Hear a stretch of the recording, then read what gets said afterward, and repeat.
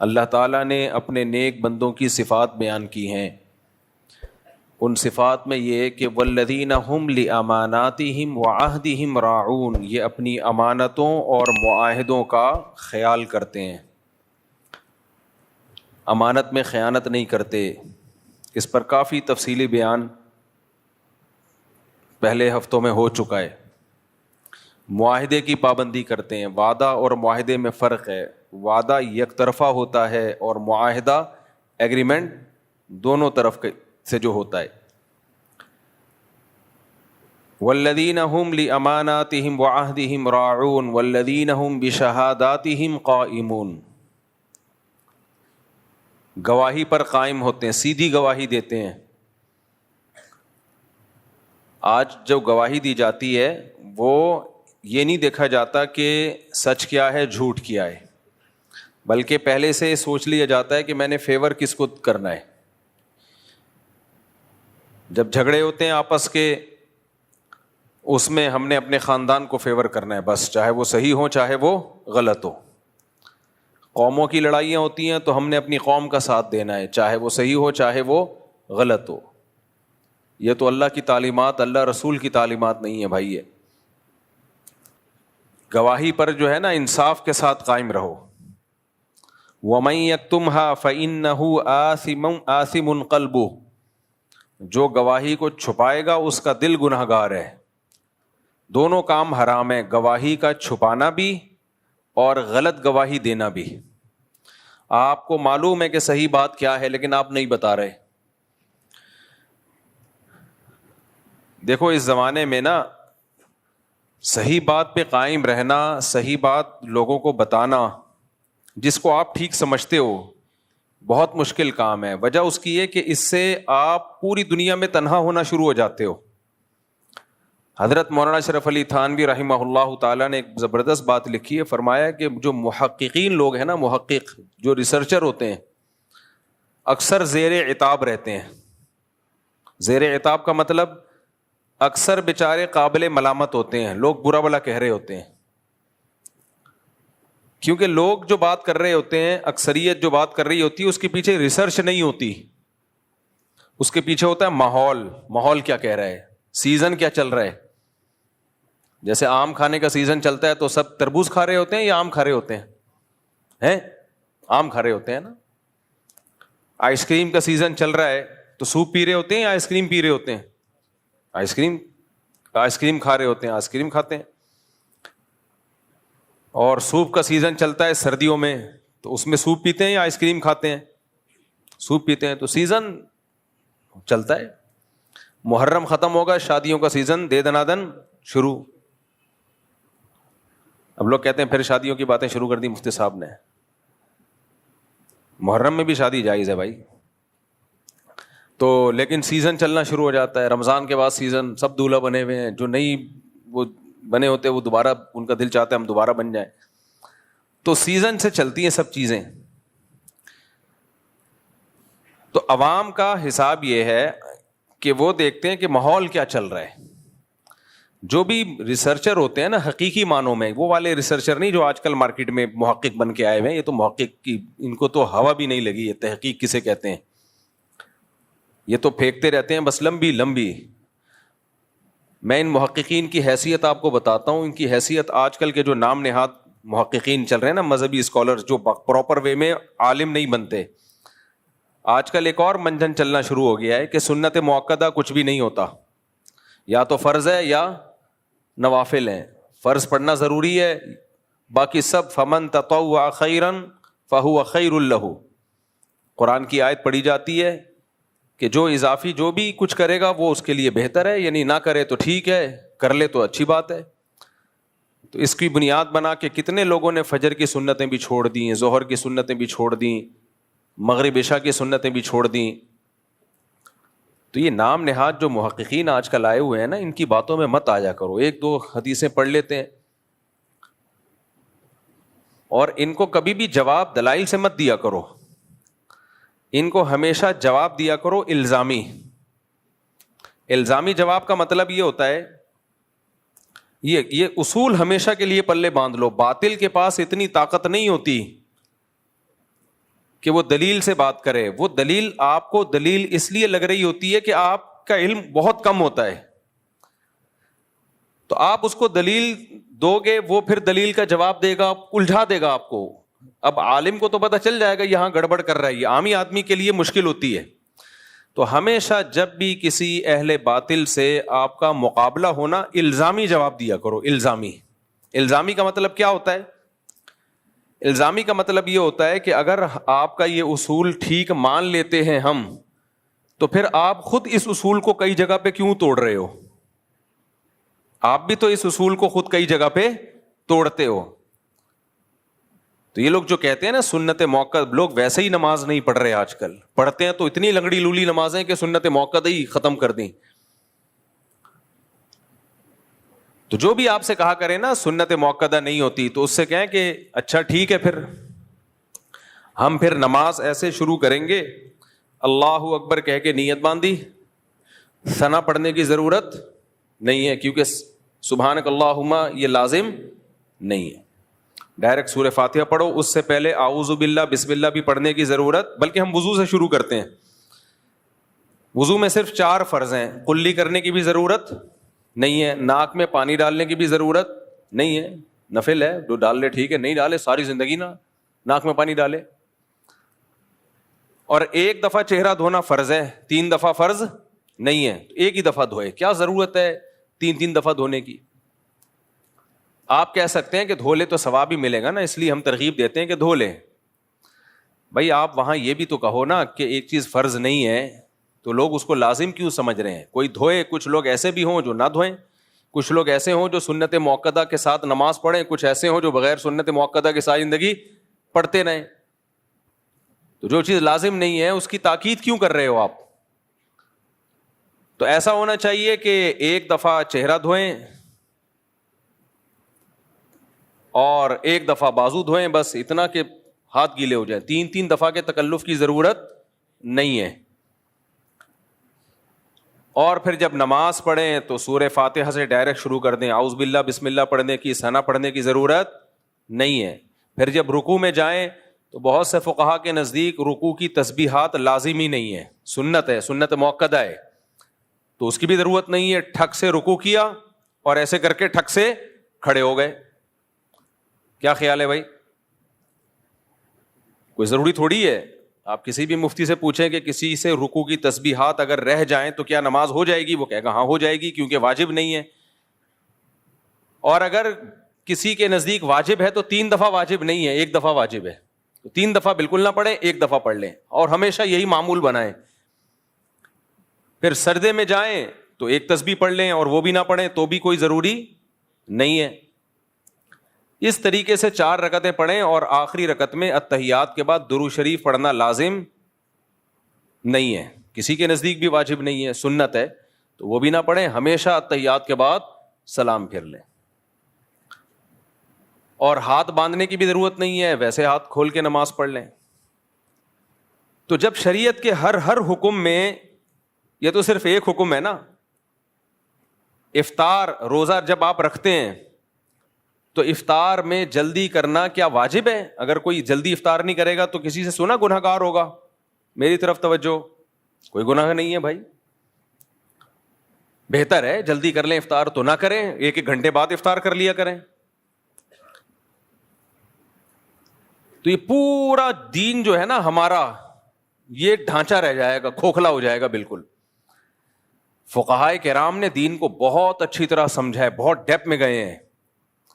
انہوں نے کہا کہ بھائی دیر آر 2 types of سنت. سنت کی کتنی قسمیں ہیں؟ 2. ہم نے جب نبی کی سیرت میں غور کیا تو پتہ چلا کہ کچھ سنتیں ایسی ہوتی ہیں جن کی تاکید نہیں ہے, وہ چھوڑ دیں ساری زندگی, کوئی مسئلہ نہیں ہے. لیکن کچھ سنتیں ایسی ہیں جن کی تاکید ہے, اور تاکید کی وجہ سے ان کو کیا کہا گیا؟ سنت مؤکدہ. وہ کبھی کبھار چھوٹ جائیں تو ٹھیک ہے, بلا وجہ چھوڑنا وہ ٹھیک نہیں ہے. جو چھوڑنے کا معمول بنا لے گا تو غالب گمانے کے وہ گنہگار ہوگا, اور اس کو یہ کام کرنے نہیں دیا جائے گا, قابل ملامت ہوگا, برا بلا کہا جائے گا اس کو. لہذا اگر کوئی نماز شروع کرتا ہے نہ سبحانک اللہم پڑھتا ہے، نہ اعوذ باللہ بسم اللہ پڑھتا ہے، نہ رکوع کی تسبیحات پڑھتا ہے، نماز تو ہو گئی بھائی، فرض ہے، اللہ نے فرض کی، جو فرائض تھے وہ پورے کر لیے، قضا اب اس کی قضا لازم نہیں ہے، فرض ادا ہو گیا. کیا اس پر ہم یہ آیت پڑھ لیں گے فمن تطوع خیرا فہو خیر لہ، جو اضافی کرنا چاہے ثنا بھی پڑھ لے اور درود شریف بھی پڑھ لے وہ بہتر ہے، نہ پڑھے تو کوئی حرج نہیں. نہ نماز کیا کہلائے گی؟ ناقص. تو جیسے نماز کے اندر دو طرح کی سنتیں ہیں، کچھ سنت مؤکدہ اور غیر مؤکدہ، اسی طرح نماز کے باہر کی بھی کچھ سنتیں ہیں، کچھ سنت مؤکدہ اور کچھ سنتیں غیر مؤکدہ. نبی نے کبھی بھی فجر کی نماز سے پہلے 2 سنتیں ضائع نہیں کی ہیں، اور یہ نماز میں شامل ہیں، فرائض کی تکمیلات کے لیے. اس کی سب سے بڑی دلیل یہ ہے کہ ہمیں کچھ سنتیں ایسی ملتی ہیں جو فرائض کے توابع میں سے نہیں ہیں، فرائض کے تابع نہیں ہیں. جیسے اشراق کی نماز، کسی نے فجر نہ بھی پڑھی ہو تو اشراق پڑھے گا، ہو جائے گی. عشاء نہ بھی پڑھی ہو تہجد پڑھے گا، تہجد کہلائے گی وہ. لیکن فجر کی 2 سنتیں جب ہی سنت کہلائیں گی جب 2 فرض بھی ہو اس کے ساتھ، کیونکہ وہ ہیں ہی فرض کی وجہ سے ہیں، وہ فرض نہ ہوتی تو وہ بھی نہ ہوتی. ظہر کی سے پہلے کی 4 سنتیں ان کی انڈیویجولی کوئی حیثیت نہیں ہے، وہ جب ہی ہیں جب ظہر کے 4 فرض آپ نے پڑھنے ہیں. اسی طرح ظہر کے بعد کی 2 سنتیں جب ہی ہیں جب ظہر کے 4 فرض پڑھنے ہیں. کوئی اکیلے 2 سنتیں پڑھ کے چلا جائے تو اس کی کوئی حیثیت، وہ عام نوافل ہوں گے وہ. تو یہ جو سنتیں ہیں جن کی نبی صلی اللہ علیہ وسلم نے ہمیشگی کی ہے، جب بھی فجر پڑھی آپ نے فجر کے ساتھ پہلے 2 سنتیں پڑھی ہیں، اس میں جب بھی آپ نے ظہر پڑھی اس سے پہلے آپ نے 4 پڑھی ہیں اور اس کے بعد بھی آپ نے 2 پڑھی ہیں. اس پہ صحیح حدیث موجود ہیں. تو اس لیے فقہائے کرام نے ان میں بھی تفریق کی ہے، ایک سنت مؤکدہ اور ایک سنت غیر مؤکدہ. تو اب آپ نے ایک فتویٰ جاری کر دیا کہ فرائض پڑھ لو بس کافی ہے، اس کے ساتھ سنت کی کوئی ضرورت نہیں ہے. تو یہ اس کی دلیل ہے کہ آپ کو سنت مؤکدہ اور غیر مؤکدہ کا فرق معلوم نہیں ہے. اور میں آسان مثال دیتا ہوں، بہت سے علماء کے نزدیک قربانی واجب نہیں ہے، لیکن وہ کہتے ہیں سنت مؤکدہ ہے، یعنی چھوڑنا ٹھیک نہیں ہے صاحب استطاعت پر، کیونکہ اتنی اس پہ وعید ہے. آپ نے انکار کر دیا، سنت مؤکدہ کوئی چیز ہی نہیں ہے، تو جب انکار کر دیا تو وہ تو بہت سارے دین کے حکام غائب ہو جائیں گے. دوسرا ایک اور مسئلہ، ابھی ایک نیا مسئلہ، کیونکہ فوراً جب فتنہ ہوتا ہے نا اسی وقت اس کے خلاف بولنا شروع کر دو تو دب جاتا ہے. ایک نیا مسئلہ بھی آج کل کھڑا ہو گیا ہے. بعض اسکالرز نے یہ کہنا شروع کر دیا کہ والدین کی اطاعت کا قرآن میں کہیں بھی حکم نہیں ہے. والدین کے ساتھ حسن سلوک کا تو حکم ہے، ان کی اطاعت کا حکم نہیں ہے. کمنٹس میں نیچے ماشاءاللہ ویل ڈن، یہ ہیں صحیح محقق، یہ ہیں صحیح اسکالر، یہ ہوتے ہیں کہ بھائی والدین کے ساتھ اچھے سلوک کا تو حکم ہے، اطاعت کا حکم نہیں ہے. اتنی شدید وعید ہے نا. نبی سے جب پوچھا گیا نا اکبر الکبائر، کبیرہ کے بھی بڑے گناہوں میں کون سا بڑا گناہ ہے، تو اس میں آپ نے عقوق الوالدین، عقوق نافرمانی کو کہتے ہیں، والدین کی نافرمانی. یہ لوگ چاہ رہے ہیں کہ قرآن و سنت کا لیبل لگا کے ہمیں انگریز بنا دیں، گورا بنا دیں، نہ باپ کا پتہ نہ، ورنہ اچھا سلوک تو انگریز بھی اپنے ماں باپ کے ساتھ کرتا ہے. وہ کون سا کوئی جوتے مارتا ہے ان کو؟ ان کے اچھا سلوک یہی ہے کہ بڑھاپے میں اولڈ ہاؤس میں جمع کرا دو، یہ اچھا سلوک ہے. وہ کہتے کیئر زیادہ ہوتی ہے. ہمیں اجازت نہیں ہے. تو ماں باپ کی اطاعت کرنا بھی لازم ہے. ہاں یہ ضرور ہے کہ اس اطاعت کی ایک حدود ہے. سب سے بڑی حدود یہ شریعت کے خلاف حکم ماننا لازم نہیں ہے. کوئی ایسا حکم جس میں کسی پہ ظلم ہو رہا ہو، جیسے ماں کے کہنے پہ بیوی پہ ظلم کرنا شروع کر دینا، یہ جائز نہیں ہے. اسی طرح شریعت نے کچھ بنیادی رائٹس ہر شخص کو دیے ہیں، کچھ بنیادی حقوق دیے ہیں جس کو آپ اسلام کی زبان میں ہیومن رائٹس کہہ سکتے ہیں. اس میں ماں باپ کی اطاعت لازم نہیں ہے. ہر انسان کی ایک انڈیویجول لائف بھی ہوتی ہے. مثال کے طور پر آپ کو ڈاکٹر بننے کا شوق ہے، ابا کہہ رہے ہیں نہیں تو تاجر بنے گا، زبردستی کا تاجر بنا رہے ہیں آپ کو، تو آپ پر اطاعت لازم نہیں ہے. بھائی میں میڈیکل سائنس میں مجھے دلچسپی ہے، ابا کہہ رہے ہیں کہ تو تاجر بنے گا، آپ کو ڈاکٹر بننے کا شوق ہے، تو اس میں زبردستی والدین نہیں کر سکتے. اسی طرح نکاح کا مسئلہ بار بار بیان کرتا رہتا ہوں، آپ اپنے خرچے پہ نکاح کرنا چاہ رہے ہو، والدین کو روکنے کا حق نہیں ہے، کیونکہ یہ انسان کے بنیادی حقوق ہیں. آپ سفر کرنا چاہتے ہو، والدین زبردستی روک رہے ہیں آپ کو، جبکہ ان کو کوئی نقصان بھی نہیں ہے آپ کے سفر کرنے سے. تو ٹریولنگ یہ ہر ایک کا بنیادی حق ہے. اس ٹریولنگ میں اگر آپ کو کوئی فائدہ ہے، یا ایسا حکم دے رہے ہیں جس میں ان کا کوئی نقصان نہیں ہے، پھر بھی آپ پہ بلا وجہ کا ایک حکم مسلط کر رہے ہیں. بعض ہوتے ہیں بس چڑچڑے طبیعت ہو جاتی ہے ان کی، بلا وجہ کا آرڈر جاری کر رہے ہوتے ہیں، حالانکہ اس آرڈر کو پورا کرنے میں ان کا کوئی فائدہ نہیں ہے, تو وہ ایک الگ بات ہے. لیکن نارملی مباح چیزوں میں ماں باپ جب کسی بات کا حکم دے دیں تو شریعت میں ان کی اطاعت لازم ہے. آپ کے پاس نو کا آپشن نہیں ہے اس میں. یہاں تک کہ چاروں ائمہ کا اس پر اتفاق ہے, اور یہ مسئلہ حدیث سے نکالا ہے, کہ اگر نفل نماز بھی آپ پڑھ رہے ہیں نا, اور ماں اور باپ نے آپ کو کوئی آرڈر دیا, کوئی حکم دیا, تو آپ پر لازم ہے کہ آپ شرعاً آپ کے لیے جائز ہے کہ آپ نماز توڑ دیں, اس کی پکار کا جواب دیں. اتنی شدید تاکیدات ہیں. اور ایک اسکالر نے بڑے آرام سے کہہ دیا کہ اسلام میں ماں باپ کے ساتھ اچھے سلوک کا تو حکم ہے, لیکن ماں باپ کی اطاعت کہیں بھی لازم نہیں ہے. ہوتا یہ ہے کہ جو ممی ڈیڈی ٹائپ کے مسلمان ہوتے ہیں نا, ممی ڈیڈی, دیکھو اسلام سے مسلمان کا رشتہ بہت مضبوط ہوتا ہے. آپ لوگ مجھے لگ رہا ہے ٹینشن میں آ رہے ہو تھوڑا سا, آج مجھے لگ رہا ہے سب فیل محسوس سا ہو رہا ہے مجھے. مسلمانوں کی دو قسمیں ہیں. دیکھو انسانوں کی تین قسمیں ہیں. ایک تو بالکل کافر, جس کو پشتو میں کہتے ہیں کافر کا بچہ. پشتو میں کیا کہتے ہیں؟ کافر کا بچہ. تو وہ تو مانتا ہی نہیں نا اسلام کو, تو اس کو تو ماں باپ کے حقوق سمجھاؤ سکھاؤ, اس کی صحت پہ کوئی فرق نہیں پڑتا. پھر جو مسلمان ہیں ان کی دو قسمیں ہیں. ایک ہے ماڈرن مسلمان, جن کا کلمے کا رشتہ قائم ہے, بچپن میں ختنے ہو گئی تھی ان کی, اور ابا اماں مسلمان تھے تو تھوڑا بہت اسلام سے رشتہ ہے, اور اسلام میں اٹریکشن اتنی ہے, اسلام کو چھوڑنا آسان نہیں ہے.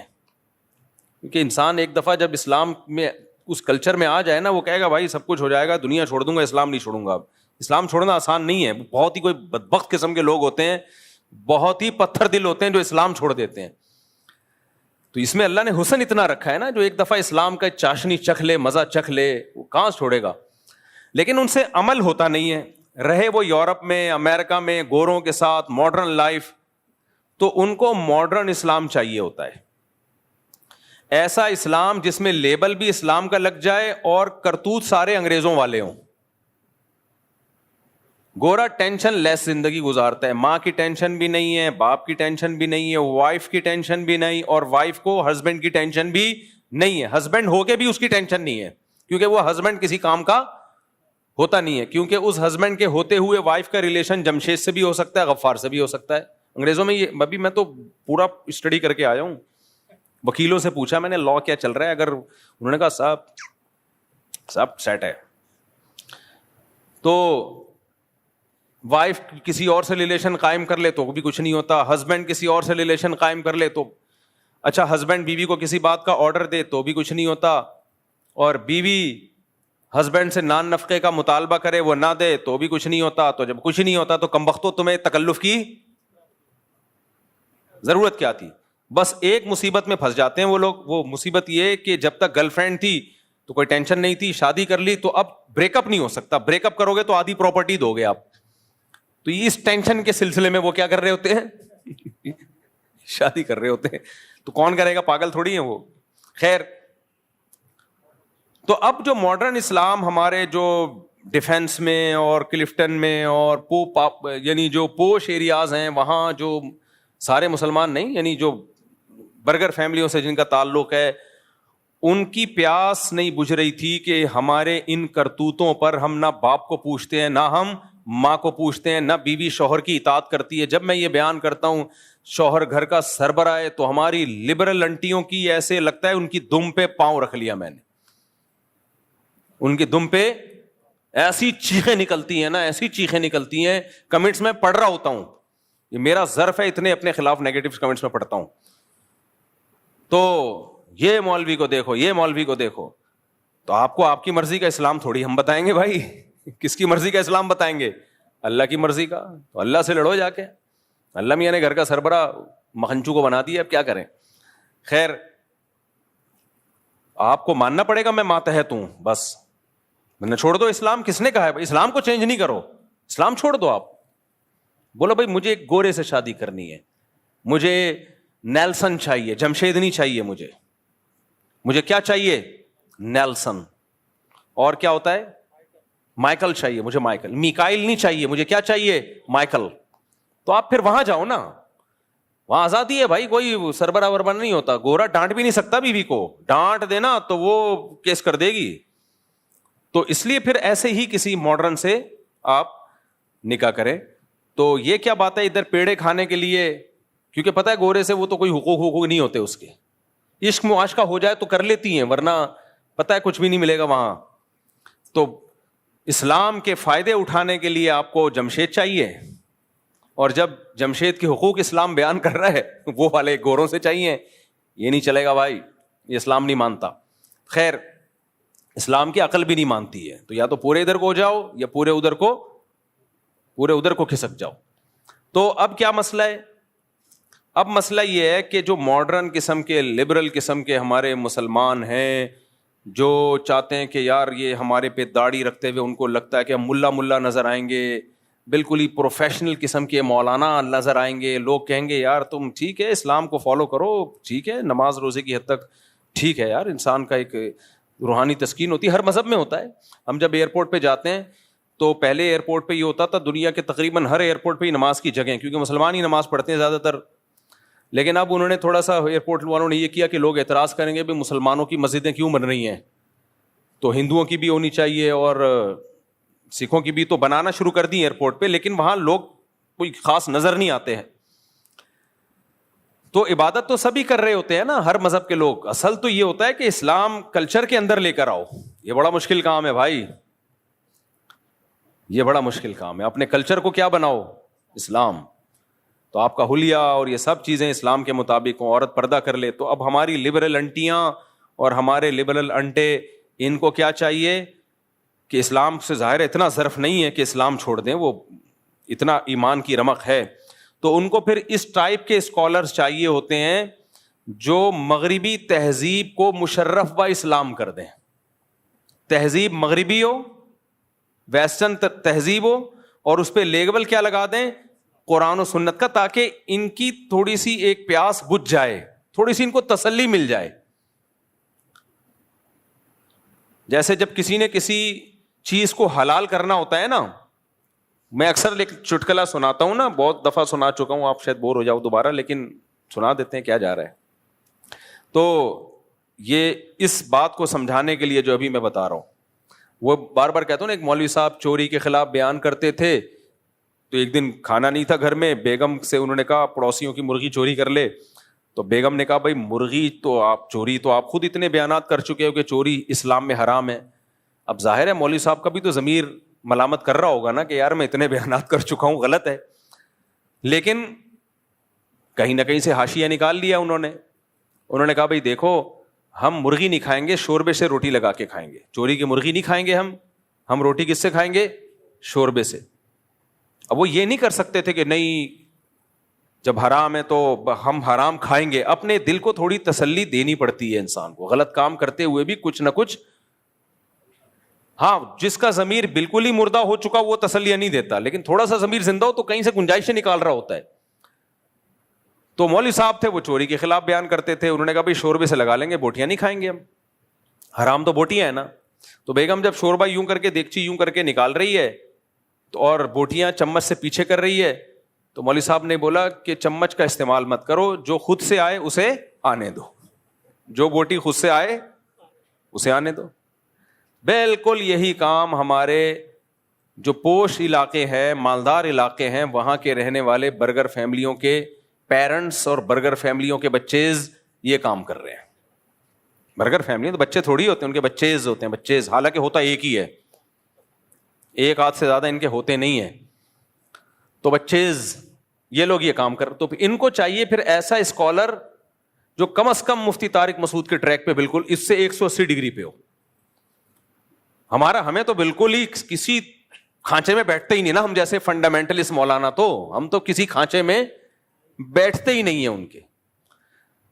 تو ان کو پھر ایسا اسکالر چاہیے ہوتا ہے کہ یار ہم داڑھی بھی نہ رکھیں, ہم ملا لگیں گے دیکھنے میں, اور ساس بہو کی خدمت, اوہو کیا عذاب ہے یار. اپنے ماں باپ کی ہوئی نہیں ہم سے, جو سگے فادر اور سگی مدر ہیں, یہ تو فادر ان لا اور مدر ان لا ہے, یہ کیا لگتے ہیں ہمارے, ہسبینڈ کی نہیں کر رہی, وہ ساس کی کہاں سے کرے گی یار. جس کو اسلام کا یہ حکم سمجھ میں نہیں آ رہا کہ ہسبینڈ کی خدمت لازم ہے, وہ ساس سسر کی کہاں کرے گی. تو ان کو جب ایسے اسکالر ملتے ہیں نا کہ اسلام میں ساس سسر کی خدمت لازم نہیں ہے, عورت پہ گھر کے کام کاج لازم نہیں ہے. اور اب نیا لیٹسٹ بالکل فتویٰ مارکیٹ میں آیا ہے کہ ماں باپ کی اطاعت بھی لازم بولو نہیں, بس اچھا سلوک ہے. ابے اچھا سلوک تو پڑوسیوں سے بھی لازم ہے یار, غفار بھائی سے بھی لازم ہے, جمشید سے بھی لازم ہے, ہندو سے بھی اچھے سلوک کا حکم ہے ہمیں, سکھوں سے بھی اچھے سلوک کا حکم ہے. ماں اور باپ صرف اچھا ہی رہ گیا کیا؟ اصل ہے اطاعت, فرما برداری. تو اب ایسے لبرل انٹیوں کو اور لبرل انٹوں کو کیا چاہیے؟ ایسے اسکالر چاہیے جو آپ کو ہر طرح کی پابندیوں سے آزاد کر دیں. تو پھر وہ ان کو ایسے لوگ بہت اچھے لگتے ہیں جو اس طرح کی باتیں کر رہے ہوتے ہیں کہ نہ اس کی خدمت لازم, نہ اس کی خدمت لازم, نہ فلانے کی خدمت لازم. ہر آدمی انڈیویجول ہے, آزاد ہے, ہر آدمی کی اپنی لائف ہے. اور یہ بھی سود بھی حلال ہو گیا, بہت سو نے تو سود کو حلال کر دیا, یہ والا سود حرام نہیں ہے, یہ والا حرام ہے. عجیب ڈرامے بازیاں کر کر کے, اور کیا کتنا کچھ دین میں تحریف ہو رہی ہے نا, اتنی تحریف. میں تو کہتا ہوں کہ اللہ تیرا کتنا فضل ہے, صحیح ٹائم پہ مجھے تو نے مولوی بنا دیا, ورنہ ہم بھی کھسکے ہوئے ہوتے. میں اگر مولانا نہ بنتا نا, مولانا کا مطلب پراپر وے میں دین کا علم حاصل نہ کرتا نا, جو صدیوں سے طریقہ چلا آ رہا ہے, تو میں بھی ایسا کھسک جاتا نا ان فتنوں میں. اور پھر میرے پاس ٹوٹی پھوٹی اسپیکنگ پاور بھی ہے, تو بھائی ویڈیو نہ بنایا کرے نا بار بار, وہ پھر گارڈ ادھر متوجہ ہوتا ہے. سب کی طبیعت, جب ایک چیز لکھی ہوئی ہے صرف نکاح کی ویڈیو بنا سکتے ہیں, باقی نہ بنائیں. پھر کوئی نہ کوئی کیمرہ نکال کے بنا رہا ہوتا ہے, سب ڈسٹرب ہوتے ہیں اس سے. تو میں اگر پراپر وے میں میرے بھائی ٹوٹا پھوٹا علم حاصل نہ کیا ہوتا نا, تو پھر ہم بھی اوٹ پٹانگ قسم کے کبھی کیا فتوا ٹھوکتے رہو بیٹھ کے, پھینکتے رہو بیٹھ کے, ٹھوکتے رہو اور پھینکتے رہو. اتنے گھروں میں فسادات ہوئے ہیں نا, اتنے گھروں میں فسادات اس فتوے کے نتیجے میں کہ بہو پر ساس سسر کی خدمت لازم نہیں ہے. اتنی بہویں باغی ہوئی ہیں, گھروں کا نظام تباہ و برباد ہو گیا. یار کچھ تو سوچو بات کرنے سے پہلے. آپ کی ماں اگر آپ کی بیوی سے پانی مانگتی ہے اور آپ کی بیوی جواب میں یہ کہہ دے کہ میرے اوپر آپ کی خدمت لازم نہیں ہے, وہ ماں کی 2 ٹکے کی حیثیت رہے گی گھر کے اندر؟ 2 ٹکے کی حیثیت رہے گی اس ماں کی؟ کیا اس کے دل پہ چھرے نہیں چلیں گے؟ باپ کہہ رہا ہے اپنی بہو سے کہ بیٹا مجھے روٹی پکا دو, میں بھوک لگ رہی ہے, مجھے نہیں پکانا آتی, تم فارغ بیٹھی ہو پکا دو. وہ کہے میرے اوپر آپ کی خدمت لازم نہیں ہے, میں نہیں پکا رہی. پھینک دو, بس کچھ بھی پھینک دو. پتہ نہیں یہ لوگ اپنی بیویوں کو کیسے رکھتے ہیں اپنے گھروں میں اپنے ماں باپ کے ساتھ. جو اسکالر فتویٰ دینا کہ عورت پر ساس سسر کی خدمت لازم نہیں ہے, اس کو بولا کہ سب سے پہلے یہ فتویٰ اپنی بیوی کو سکھایا کرو کہ تم پر لازم نہیں ہے. میری ماں بولے نا چائے بناؤ, تم پر لازم نہیں ہے, اور میرا کلپ چلا دینا کہ آپ کا بیٹا کہہ رہا ہے کہ آپ کی خدمت مجھ پر لازم بولو نہیں. آج ایک صاحب آئے, ہاں ظلم بہرحال ظلم ہے, اس کے خلاف آواز اٹھانی چاہیے. بعض ساسوں نے بہوؤں کا نچوڑ دیا ہے بالکل, نہ یہ دیکھ رہی ہوتی ہیں اس کے سونے کا ٹائم کیا ہے, نہ یہ دیکھ رہی ہوتی ہیں اس کی طبیعت کیا ہے. تو ماسی نہیں ہے وہ, بہرحال اس کو ایسا غلام بنا لینا کہ ماسی میں اور بہو میں فرق ختم ہو جائے, غلط ہے. لیکن جب بھی اجتماعی سطح پہ رہا جاتا ہے تو ایک دوسرے کی خدمت کی جاتی ہے, خیال کیا جاتا ہے. آج ایک صاحب نے بتایا کہ کیا حالات ہیں کہ بیگم صاحبہ نے کہیں بیان سن لیا کہ گھر سنبھالنا جو ہے, یعنی گھر میں انتظام گھر کا کرنا, یہ ہم عورت کے ذمے نہیں ہے. کھلا وہ رہا ہے, پلا وہ رہا ہے, وہ بیٹھی ہوئی ہے کچھ بھی نہیں کر رہی سارا دن. میرے ذمے نہیں ہے, آپ کے ذمے ہے کہ آپ ماسی رکھیں, ٹھیک ہے نا. تو بچے تو ویسے ہی پیدا نہیں ہو رہے, وہ ایک آدھ کے بعد ختم ہو جاتے ہیں, تو کچھ کیا ذمے میں بھائی. پھر نبی صلی اللہ علیہ وسلم نے سیدہ فاطمہ کے ذمے لگایا کہ گھر سنبھالنا کس کے ذمے ہے؟ سیدہ فاطمہ کے ذمے. سیدہ فاطمہ سے بڑی کوئی عورت ہو سکتی ہے؟ ان سے بڑی کوئی شہزادی ہو سکتی ہے؟ اور حضرت علی کے ذمے لگایا گھر کے باہر کا کام کس کے ذمے ہے؟ آپ کے ذمے.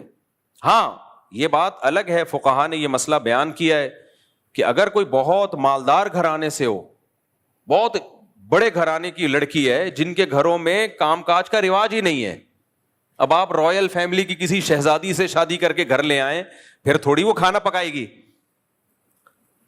کیونکہ قرآن نے کہا عاشروہن بالمعروف, معروف طریقے سے ان کے ساتھ چلو. تو معروف طریقہ ہر قوم کا, ہر کلچر کا الگ ہوتا ہے. تو جو بہت مالدار گھرانے کی عورتیں ہیں جن کے گھروں میں نوکر چاکر ہوتے ہیں, تو اس کو یہ رائٹ پورا شریعت نے دیا ہے کہ وہ کام کاج سے انکار کر دے. لیکن نارمل جو لوگ, زیادہ تر لوگ متوسط گھرانوں کے ہوتے ہیں, درمیانے گھرانوں کے ہوتے ہیں, وہاں کے لیے یہی حکم ہے بھائی, جیسے اپنے ماں باپ کے گھر میں آپ تھی تو اب یہاں گھر سنبھالنا کس کی ذمہ داری ہے؟ آپ کی ذمہ داری ہے. ٹھیک ہے, شوہر کو اللہ نے مال دیا تو وہ ماسی وغیرہ کا بھی انتظام کرے, نہیں دیا تو تمہارے ذمہ ہے بھائی, یہ تم نے سنبھالنا ہے گھر. تو بہت ایکسٹرا آرڈینری کوئی مالدار ہیں جن کے گھروں میں رواج ہی نہیں تھا نوکر چاکر میں. ایسے مالدار بھی ہوتے ہیں کہ گھر میں عورتیں ایک سارا زندگی ایک کپڑے بھی کبھی استری نہیں کیے ہوتے انہوں نے, بہت رائل فیملی سے ہے, وہ بہت کسی وزیر کی بیٹی ہے, کروڑ پتی لوگوں سے اس کا تعلق ہے, خاندان سے تعلق ہے, تو اس میں ٹھیک ہے. اس میں یہ ہے کہ پھر وہ وہی اس نے کہا گھر میں بھی کبھی تو بہت ہی اونچے ہیں نا, لیکن اتنے اونچے خاندانوں میں تو بہت کم لوگ ہوتے ہیں نا. نارمل لوگ تو یہی ہیں کہ جو جیسے نارمل چل رہے ہیں. اب اسکالر ان میں فتویٰ دے دیتے ہیں کہ عورت کے ذمہ گھر کا کام نہیں ہے. عجیب پاگل بنا ہے یار. ایک اسکالر نے فتویٰ دیا کہ عورت اگر جاب کرنا چاہے تو شوہر کو روکنے کا حق نہیں ہے. انہی اسکالر نے یہ بھی فتویٰ دیا تھا کہ اس کے ذمہ گھر کے کام کاج نہیں ہے. تو سب لوگ تو اپریشیٹ کر رہے تھے, خاص طور پہ خواتین بہت اپریشیٹ کر دی. کسی عقل مند نیچے لکھا ہوا تھا پھر اس کے ذمہ ہے کیا, آپ یہ بتا دیں خالی کائنڈلی آپ یہ بتا دیں اس کے ذمہ ہے کیا, یہ بحث ہی چھوڑ دیں. کہ تو ایسے اسکالر سے آپ صرف یہ پوچھ لیا کریں کہ اسلام میں ناجائز کیا کیا ہے, اس کی لسٹ پیش کر دیں. ناجائز کیا کیا ہے کائنڈلی ہمیں صرف وہ بتا دیں. تو 2-4 چیزیں کوئی ناجائز رہ گئی ہیں تو وہ بتا دیں, بس ہم اس کو فالو کر لیں گے. تو اس لیے ماڈرن لوگوں کا ایک الگ ٹائپ کا اسلام ہوتا ہے, ان کو گنجائشیں چاہیے. میرے بھائی, ہم نے اپنی خواہشات کے مطابق اسلام کو نہیں بنانا, ہم نے اپنے آپ کو اسلام کی خواہشات کے مطابق لانا ہے. اپنے آپ کو لانا پڑے گا تو اللہ مانے گا, ورنہ اللہ کہے گا پھر کلچر اور یہ سب چیزیں جاؤ خود ہی بھگتو ان کو, میرے پاس تمہارا کوئی حساب و کتاب نہیں ہے. ہمارے شاگرد ہیں نا مختلف علاقوں کے, کے پی کے بھی, بلوچستان کے بھی, پنجاب کے بھی, سندھ کے بھی, ہر طرح کے شاگرد آتے ہیں ہمارے پاس. مدرسوں میں پڑھانے کا بڑا فائدہ یہ ہوتا ہے کہ ہر قوم سے آپ کا مضبوط ریلیشن ہو جاتا ہے. یعنی ہر جگہ, میں پاکستان میں کہیں بھی جاؤں, ہر شہر میں درجنوں شاگرد ہیں الحمدللہ. تو کہیں بھی آدمی جا کے رہ سکتا ہے. پھر ہمارے اساتذہ بھی ہیں ہر شہر میں, پھر ہر قوم میں ہمارے ٹیچر بھی ہیں. میرے ٹیچروں میں بلوچ بھی ہیں, پٹھان بھی ہیں, پنجابی بھی ہیں, مہاجر بھی ہیں. تو اس لیے ہمارے مدرسوں میں قوم پرستی نہیں ہوتی. اللہ کا, ہم کر ہی نہیں سکتے قوم پرستی. ہم کسی قوم کے خلاف بولیں گے وہاں ہمارا استاذ نکلے گا کوئی صحیح ہے نا, ٹیچر نکل آئے گا, ہو ہی نہیں سکتا. تو اب میرے طلبہ ہیں مختلف علاقوں کے, میں ان کو کوئی شرعی مسئلہ سمجھا رہا ہوتا ہوں, وہ کہتے ہیں استاد جی ہم لوگ کے علاقے میں ایسا نہیں ہوتا, ہم لوگ کا تو کلچر نہیں ہے, ہم لوگ کا تو ایسا ہے, ہم تو میں کہتا ہوں ٹھیک ہے, پھر آپ اس کلچر کو فالو کرو. اللہ جب قیامت کے دن آپ سے حساب و کتاب لے گا کہ میرا حکم یہ تھا جو میں نے قرآن میں بیان کیا, تو آپ کہتے ہیں اللہ تیرا حکم تھا لیکن ہمارا کلچر اس سے میچ نہیں کر رہا تھا. تو اگر اللہ کہے کہ ٹھیک ہے یہ جو میں نے قرآن کا حکم دیا یہ پنجابیوں کے لیے نہیں تھا, میں اس میں یہ بتانا بھول گیا کہ پنجابی اس سے کیا ہے مستثنا, کیونکہ پنجابیوں کا کلچر یہ نہیں ہے. یا یہ جو میں نے قرآن کا حکم دیا یہ پٹھانوں کے لیے نہیں ہے کیونکہ پٹھانوں کا کلچر اس سے ڈفرینٹ ہے. اور یہ دوسرا جو میں نے حکم دیا یہ صرف سندھیوں کے لیے ہے, بلوچوں کے لیے نہیں ہے کیونکہ ان کا کلچر اس سے میچ نہیں کرتا. تو میں نے کہا پھر اللہ سے جب ہماری ملاقات ہوگی تو ہم کہیں گے اللہ مہاجروں کے لیے الگ قرآن نازل کر دے, پٹھانوں کے لیے الگ نازل کر دے, سندھیوں کے لیے بولو الگ نازل کر دے, بلوچوں کے لیے الگ نازل کر دے, انگریزوں کے لیے الگ, ڈیفنس والوں کے لیے الگ. اس میں یہ ہو کہ کسی پہ کسی کی بھی خدمت کسی بھی ٹائم پہ لازم نہیں ہے, کچھ بھی حرام تو ہے ہی نہیں. موسیقی بھی حلال ہے, ناچ گانا بھی حلال ہے, اور شراب 2-3 ڈھکن جس میں نشہ نہ ہو, اس کو بھی حدیث میں آتا ہے کہ قرب قیامت میں نا لوگ شراب کا نام تبدیل کر کے اس کو حلال کریں گے.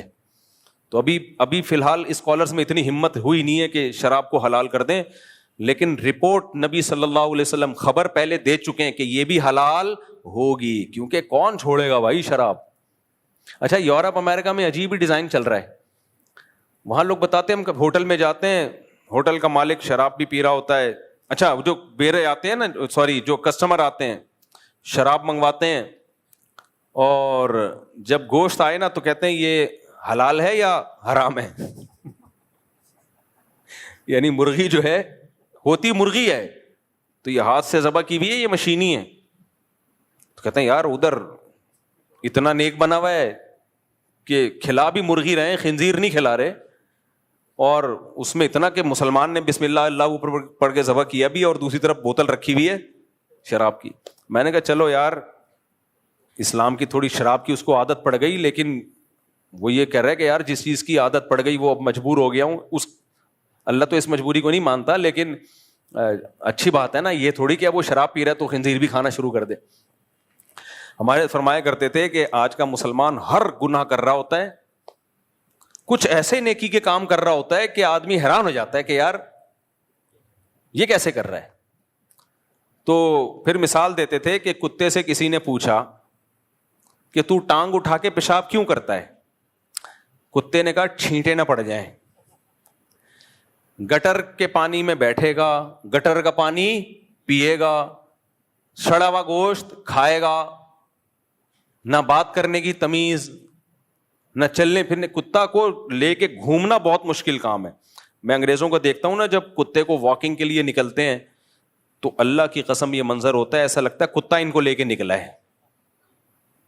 یہ کتے کی طبیعت میں چین نہیں ہے، کبھی ادھر کبھی ادھر کبھی ادھر کبھی ادھر. اس کو بہت مشکل سے زنجیر سے سنبھالا ہوا ہوتا ہے انہوں نے، ایک ٹینشن میں ہوتے ہیں. ایسا نہیں ہوتا کتا لے کے نکلے اور وہ آرام سے، جیسے ہماری پلی ہوئی بکری ہو لے کے نکلے. گایا لے کے نہیں نکلتے لوگ، تو جو پلی ہوئی گائے ہوتی ہیں جہاں جاؤ آپ آرام سے چل رہی ہے. کتا ایسا نہیں ہوتا، کبھی ادھر جا رہا ہے کبھی ادھر جا رہا ہے، کبھی کسی کو منہ مار رہا ہے، وہ اس کا مالک بار بار گھسیٹ رہا ہوتا ہے. میں کہتا ہوں یار انہوں نے کتنی بڑی ٹینشن پالی ہوئی ہے، اور دیکھنے میں یہی لگ رہا ہوتا ہے کہ یہ کتے کو لے کے نہیں، کتا ان کو لے کے نکلا ہے. تو کتا جو ہے ہر گند میں منہ مار لے گا، گٹر کا پانی پیے گا، لیکن جب پیشاب کرے گا تو ٹانگ اٹھا لے گا کہ کہیں چھینٹے نہ پڑ جائیں. تو آج کل کے کتنے اسکالرز ہیں، ہر چیز، گانا بجانا حلال، موسیقی حلال، مکس گیدرنگ حلال. تو ایک اسکالر کی تصویر آئی، یوں کر کے بیٹھے ہوئے ہیں، وہ ہر چیز کو حلال کر رہے ہیں نا. تو نیچے کسی نے لکھا ہوا تھا یہ سوچ میں پڑے ہوئے کہ 2-4 چیزیں حرام رہ گئی ہیں، ان کو میں حلال کیسے کروں. 2-4 چیزیں حرام رہ گئی ہیں کسی طریقے سے. تو اس لیے میرے بھائی دیکھو، کشتیاں جلا کے اسلام کی طرف آؤ، پھر مزہ آئے گا. یہ مت دیکھو میں ڈیفینس میں رہتا ہوں، میں کلفٹن میں رہتا ہوں، میں امریکہ میں رہتا ہوں، میں کینیڈا میں رہتا ہوں. میں بھائی اللہ کا قانون ہر جگہ ایک ہی ہے. ہر جگہ اللہ کا قانون کیا ہے؟ ایک ہے. مقاصد پہ سمجھوتا نہیں ہے، مقاصد پہ، ذرائع پہ سمجھوتا ہے. یہ تھوڑی گاڑی اردو ہے، اس کا مطلب بتا دیتا ہوں. مقاصد کیا ہے؟ شریعت چاہتی ہے نماز قائم ہو، چاہتی ہے کہ نہیں چاہتی؟ تو نماز آپ کو پڑھنی پڑے گی.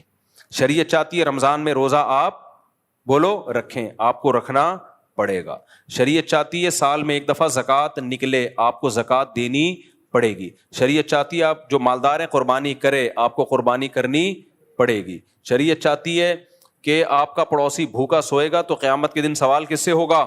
آپ سے ہوگا، تو پیٹ آپ کو اس کا بھرنا پڑے گا. بہت ساری چیزیں جو مقاصد شریعت میں سے ہیں. کوئی ڈوب رہا ہو، اس کی جان اگر آپ بچا سکتے ہو تو آپ پہ بچانا فرض ہے. ابھی دیکھو سوات میں کتنا، میں باہر ملک میں تھا، مجھے تو پہلے میں نے کہا یہ شاید فیک ہے، اے آئی سے بنائی ہوئی ویڈیو ہے. کتنے دیر تک بیچارے، اتنا بڑا خاندان دریا کے بیچ میں کھڑا ہوا ہے، کیا آدمی کی نیندیں اڑ جائیں اگر زیادہ سوچنا شروع کرے اس پہ. کوئی مدد کے لیے نہیں آیا. تو آپ کا کیا خیال ہے؟ دنیا والوں نے تو چھوڑ دیا، لوگ وقتی طور پر حکومت کو گالیاں دیتے ہیں، اس کے بعد ٹھنڈا ہو جاتا ہے معاملہ، رو دھو کے ختم ہو جاتا ہے. تو آپ کا کیا خیال ہے؟ اللہ بھی چھوڑ دے گا؟ اللہ تھوڑی چھوڑے گا. آخرت تو اللہ نے اس لیے رکھی ہے، ان کی ایک ایک کی پکار، ایک ایک کی چیخ جو اپنے سامنے اپنے بچوں کو ڈوبتا ہوا دیکھ رہے ہیں، ان حکمرانوں کے گلے کا پھندا قیامت کے دن بنے گی. اللہ نہیں چھوڑے گا.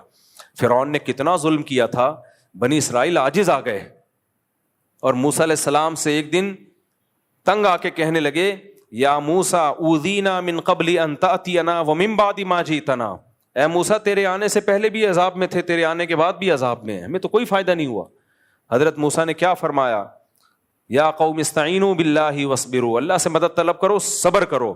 اور قرآن کیا کہتا ہے؟ لا تحسبن اللہ غافلا عما یعمل الظالمون. ظالم کیا کر رہا ہے اللہ کو غافل مت سمجھو. دنیا میں کسی بھی ملک میں یہ واقعہ ہوتا نا, سب سے پہلے وہاں کی انتظامیہ ریزائن دے کے الگ ہو جاتی کہ اب فوراً الگ ریزائن دے دیتے وہ.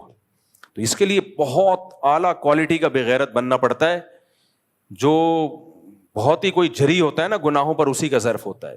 میں نہیں سمجھتا کہ دنیا میں کہیں ایسا دردناک واقعہ ہوا ہو.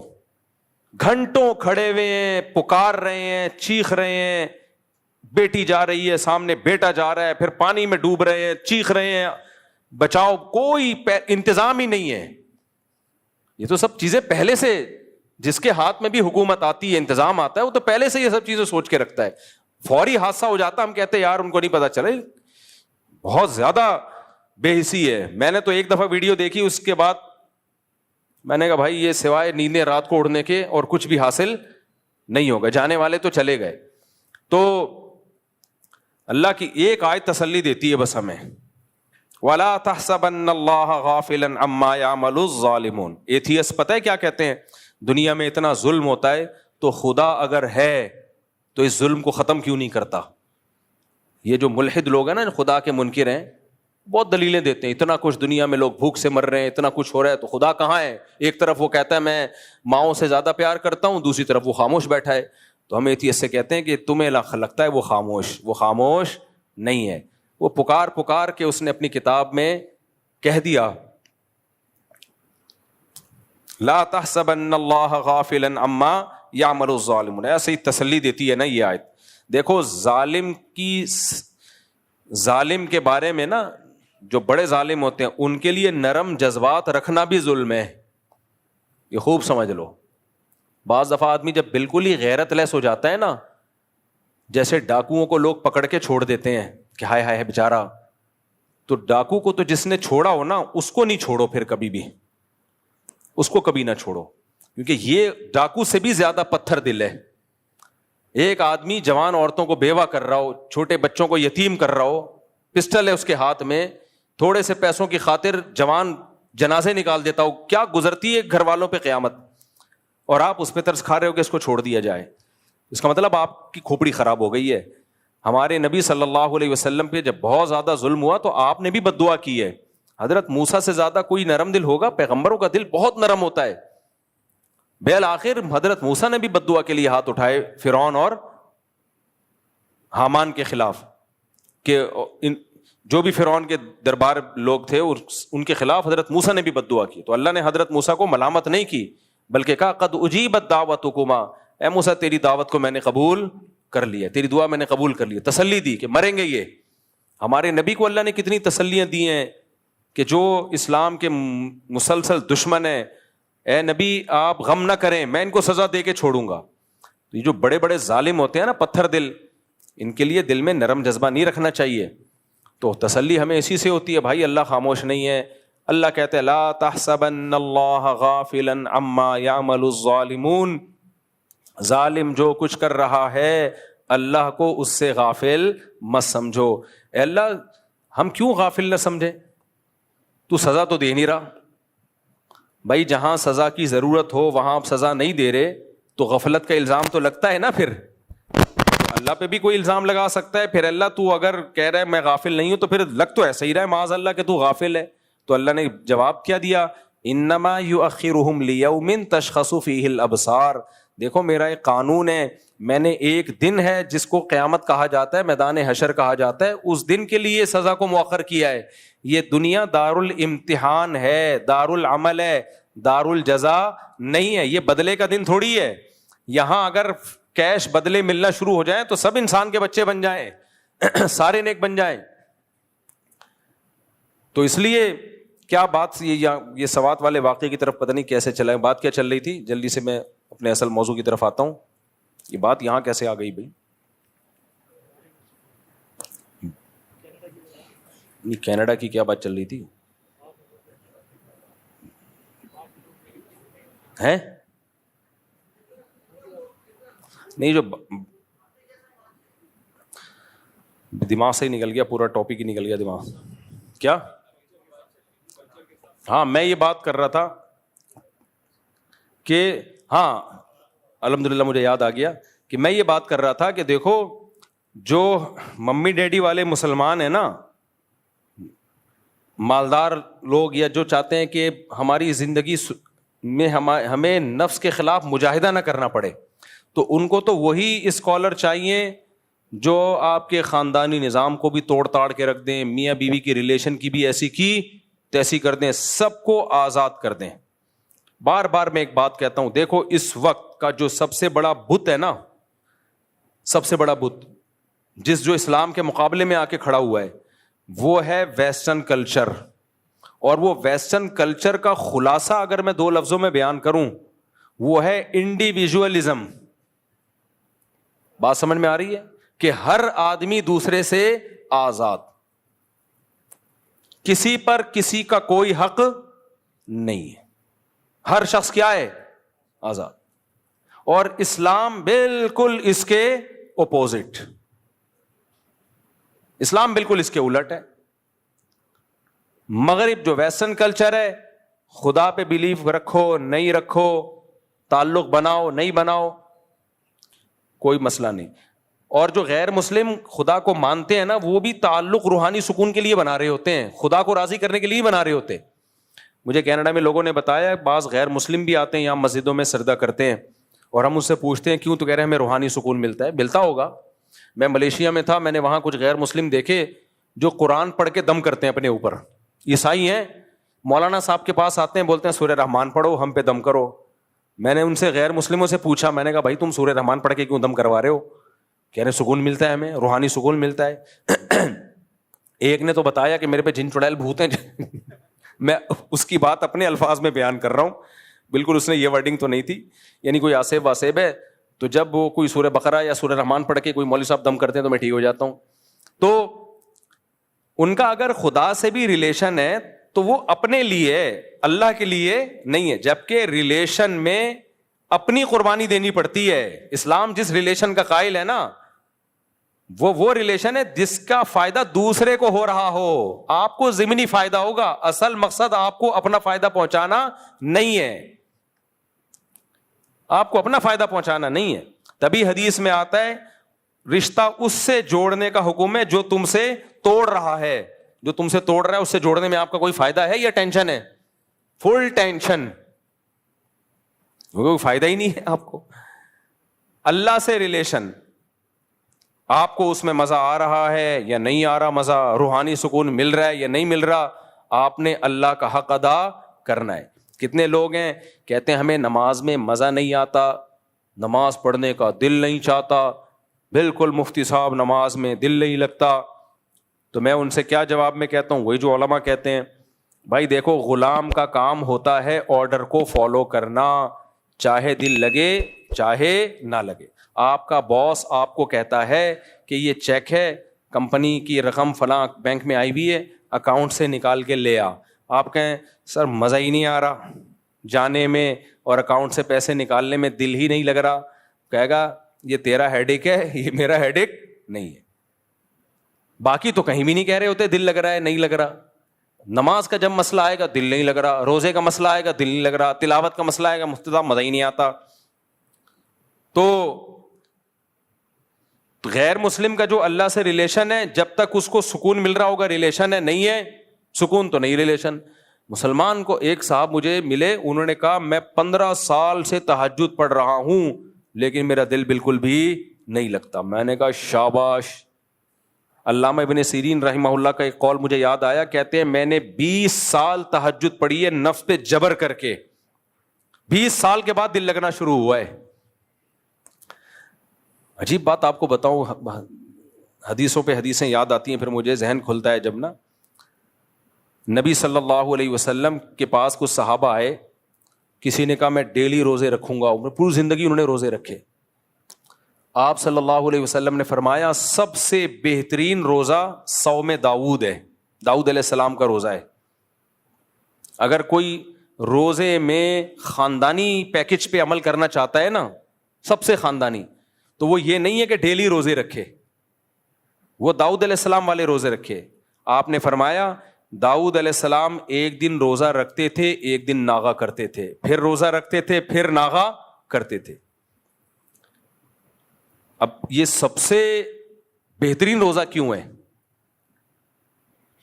وجہ اس کی یہ ہے کہ اگر آپ کنٹینیوسلی روزے رکھنا شروع کرتے ہو آپ کی باڈی کمزور ہونا شروع ہو جائے گی، جبکہ نبی نے فرمایا اللہ کو طاقتور مومن کمزور مومن سے زیادہ محبوب۔ روزے کا بنیادی مقصد روحانی قوت پیدا کرنا ہے، جسمانی طور پہ کمزور کرنا روزے کا مقصد نہیں ہے، کیونکہ کمزور آدمی سے زیادہ اللہ کو کون محبوب ہے؟ طاقتور ہوگا تو دین کے کام بھی کرے گا، دوسروں پہ بوجھ نہیں بنے گا، کھلانے والا بنے گا نا۔ آج ایک صاحب آئے، میں تو مزاح کی میری عادت ہے، اتنا باریک لڑکا، بہت باریک نا، میری مزاح کی عادت ہے، کوئی توہین نہیں ہو سکتا یہاں بیان میں بیٹھا وہ، تو کہہ رہا میں آپ سے ملنا چاہتا ہوں، میں آپ سے ملنا چاہتا ہوں۔ میں نے کہا مل تو لیے؟ کہہ رہے ہیں نہیں میں آپ سے ٹائم لے کے ملنا چاہتا ہوں۔ میں نے کہا پھر پورے آؤ، پورے، میں آپ کو پروٹوکول جب دوں گا جب آپ پورے تو ہو۔ میں نے کہا بھرائی کرو، پورے آدمی پورے بن جاؤ، پھر میں آپ کو ٹائم دوں گا۔ میں نے کہا ابھی آپ پورے نہیں ہو۔ وہ بہت ہی باریک سا بیچارہ نا، تو ویسے ٹائم دے دوں گا، کوئی اتنا بڑا مسئلہ نہیں ہے۔ خیر، تو روزے کا مقصد کمزور کرنا نہیں ہے، کمزور کر کے کیا ہو جائے، نہ جہاد کے قابل نہ تبلیغ کے قابل، کسی کام کا نہیں رہتا وہ۔ باقی تو وہ جو میں جس ٹاپک پہ بیان کرتا رہتا ہوں اس کے قابل تو بالکل بھی رہ گئے، میں اب چھوڑ دیا اس ٹاپک پہ بیان کرنا۔ کل میں نے دیکھا لوگوں نے دبا کے میرے خلاف نیگیٹو کمنٹس اتنے زیادہ کہ بس کیا بتاؤں میں، تو ڈھیٹ ہوں، چھوڑوں گا نہیں۔ خیر، تو جسمانی طاقت یہ ضروری ہے نا، بیمار ہوگا تو اگر کنٹینیوسلی آپ روزے رکھتے ہیں نا تو جسم آپ کا کمزور ہونا شروع ہو جائے گا، اور روزوں کی عادت پڑ جائے گی تو نفس پہ شاق نہیں گزرے گا یہ کام۔ جس چیز کی عادت پڑ جاتی ہے نا، یوز ٹو ہو جاتا ہے، وہ پھر مشکل نہیں لگتا۔ ایسے بھی علماء گزرے 13 سال لگاتار روزہ رکھا سوائے بقرعید اور عید کے۔ یہ جو صاحب ہدایہ ہے نا، جو فقہ کی دنیا کی مشہور ترین کتاب، دنیا میں سب سے زیادہ اسلامی قانون کی کوئی کتاب اگر پڑھائی گئی ہے اور حکومتوں میں نافذ رہی ہے تو وہ ہدایہ ہے، جو برہان الدین مرغینانی رحمۃ اللہ علیہ بہت بڑے فقی گزرے تھے، ان کی ہے، جو فقہ حنفی کی مشہور کتاب ہے۔ یہ آکسفورڈ یونیورسٹی میں ایک طویل عرصے تک پڑھائی جاتی رہی ہے، اور گوروں نے جو لا بنائے ہیں نا اس کی بنیاد ہدایہ سے ہی لی ہے انہوں نے، کیونکہ گوروں کے پاس تو کچھ بھی نہیں تھا نا، اسٹرکچر ان کو کہاں سے ملا ہے؟